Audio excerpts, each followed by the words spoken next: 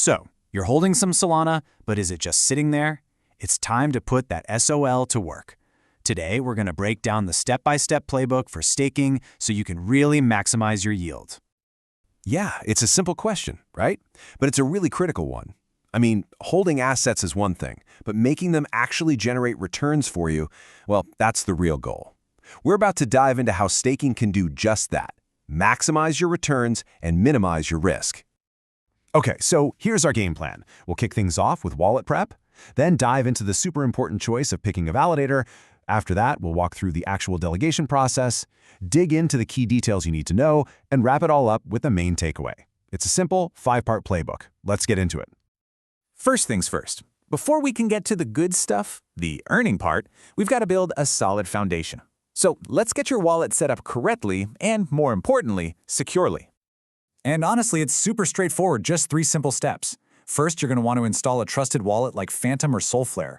Second, and I can't stress this enough, this is non-negotiable. Securely back up your seed phrase somewhere safe and offline.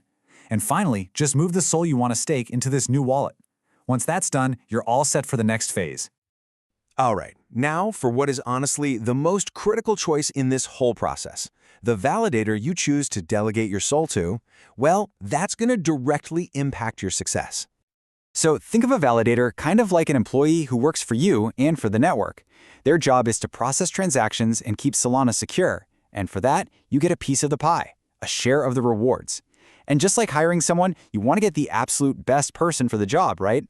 So here's your cheat sheet for picking a real winner. First up, performance. You want high uptime. We're talking near 100%, because that means consistent rewards. Next, commission. A reasonable fee, somewhere between 0 and 10% is pretty standard. Third, and this is a big one for the health of the network, decentralization. Try to avoid the huge validators run by exchanges. And finally, reputation. Look for someone with a long, trusted track record in the community. Okay, this is a really interesting point about fees that might seem a little counterintuitive at first. You see a 0% commission and you think, wow, what a deal. But hold on, it can actually be a bit of a red flag. See, running a top-tier validator costs real money for hardware and maintenance. So a reasonable fee shows they have a sustainable business model. You're not just looking for a cheap option, you're looking for a reliable long-term partner for your investment. Okay, so you've done your homework, you've picked a top-tier validator, now comes the really easy and honestly pretty satisfying part, actually putting your SOL to work. And the actual steps, they're incredibly simple. You just pop open your wallet, find the stake or delegate button. From there, you pick the validator you just spent all that time researching, type in how much SOL you want to stake, just remember to leave a tiny bit behind for transaction fees, and hit confirm. That's literally it. Your SOL is now delegated and on its way to earning rewards. And boom, your SOL is officially staked. So, what happens now? Let's get into the nitty-gritty, how you get paid, the rules of the game, and what the real risks are. Okay, first thing you need to know about is this thing called an epoch. It sounds kind of technical, but it's really simple. Just think of it as the network's payday. It's a set period of time, and at the end of every single epoch, rewards are calculated and paid out to everyone who's staking. And here's the best part.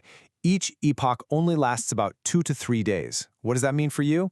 It means you're getting paid out frequently, and those rewards are automatically compounded right back into your stake.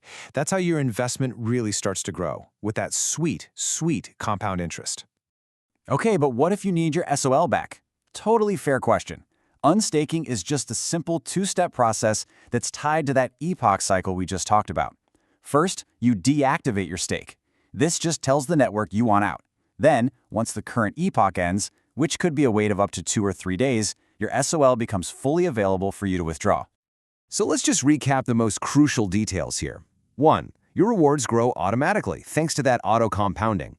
2. Your funds are never really locked up. You can start that unstaking process whenever you want. And 3. This is huge. The main risk isn't losing your original SOL.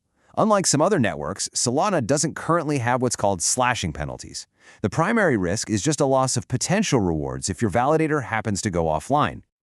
All right, so if you remember just one thing from all this, what should it be? Let's bring it all home. This right here, this is the bottom line. The biggest risk you're taking is losing out on potential rewards. It's not about losing your principal. So by doing that homework up front and picking a reliable, high-performance validator, you're pretty much managing the single biggest risk in the whole game. And really, That's what it all boils down to, isn't it? The gap between getting just okay returns and getting truly maximized returns, well, it all comes down to that initial research. A smart, informed choice on your validator is what's going to get you those consistent, compounded rewards with minimal risk. So now you know how to stake. But what's really cool is that by doing this, you're not just setting up a personal piggy bank. By choosing those independent, reputable validators, you're actively helping to secure and decentralize the entire Solana ecosystem. Your smart choice, it really does benefit everyone.